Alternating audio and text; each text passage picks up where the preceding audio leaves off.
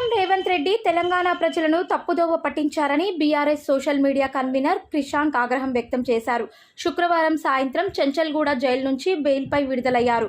మాజీ సీఎం కేసీఆర్ రాష్ట్రంలోని వాస్తవ పరిస్థితులను వివరించారని తెలిపారు. తాము ఓయూకి సంబంధించిన నిజమైన సర్క్యులర్ పోస్ట్ చేశామన్నారు.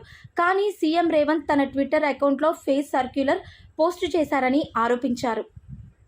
ప్రతి పార్టీ కార్యకర్తకు ఎన్నికలు అనేటి కీలకం. అలాంటి ఎన్నికలు జరుగుతున్న సమయంలో ఎన్నికల ప్రచారంలో లేకుండా చేసే ప్రయత్నం కాంగ్రెస్ ప్రభుత్వం చేసింది. తెలంగాణలో ఈరోజు కాంగ్రెస్ పాలనలో జరుగుతున్న వాస్తవాలను కేసీఆర్ గారు మాట్లాడారు. కరెంటు కోతలు కానివ్వండి, నీటి ఇంపద్దుల గురించి మాట్లాడారు.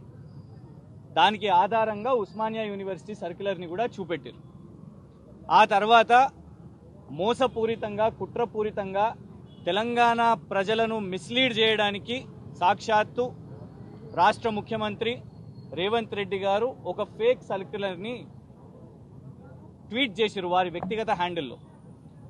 ఒరిజినల్ సర్క్యులర్ని మేము సోషల్ మీడియాలో పెట్టి రాష్ట్ర ముఖ్యమంత్రి ఎందుకు అబద్ధాలు చెప్తున్నారు, ఉస్మానియా యూనివర్సిటీ విద్యార్థినీలు ధర్నాలు చేయడం వాస్తవం కాదా అని ప్రశ్నించినందుకు ఇవాళ చెంచల్గూడ జైల్లో 10 రోజులు శిక్ష విధించింది కాంగ్రెస్ ప్రభుత్వం.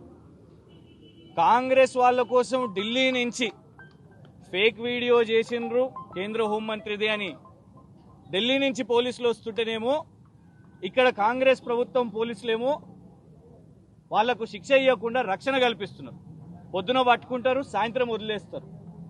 కానీ మాకేమో ఇవాళ సరే సంతోషం, కోర్టు షరతులతోని విధించిన బెయిల్ ఉన్నది, డ్యూటీ పెట్టిర్రు, ప్రతిరోజు పోయి ఉస్మానియా యూనివర్సిటీలో సంతకం పెట్టాలి. కానీ నాకు సంతోషం, ఎందుకంటే ఈ కేసు బెయిల్ వచ్చింది కదా అని ఎవరు మర్చిపోవద్దు, గుర్తుపెట్టుకోండి ఈ కేసు.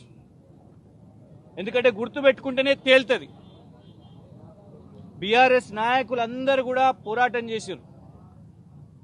పాపం ఎంతో మంది న్యాయవాదులు వాళ్ళ వేరే కేసులను కూడా పక్కన పెట్టి 10 రోజులు కేవలం ఇది ఒకటే కేసు, వాళ్ళ పర్సనల్ ఎన్నో కేసులు, ఒక న్యాయ వృత్తిలో వాళ్ళకి ఎన్నో కేసులు ఉంటాయి, కానీ కేవలం రోజు వాదనలు, రోజు జడ్జిలు మారుతుంటే మళ్ళీ వాదనలు వాయిదా వేయడం.